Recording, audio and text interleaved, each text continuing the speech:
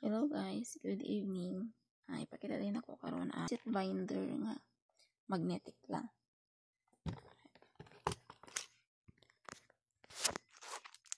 Siya magnet lang.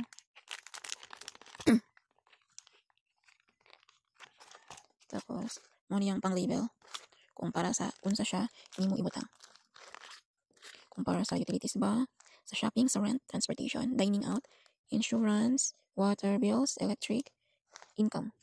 Tapos diri housing, miscellaneous, beauty, entertainment, car, personal, maintenance, gifts, tapos sa pets, food, and housing. Tapos sa deposits. Tapos diri nimo isulat kung para sa asa ang kwartang imong gis safety. Butang diri ang date, description kung para sa asa, mag-minus ba ka or mag-add sa kwarta. Tapos kung pila na lang ang bilin. Tapos ano siya ang butangan sa imong kwarta. Wala.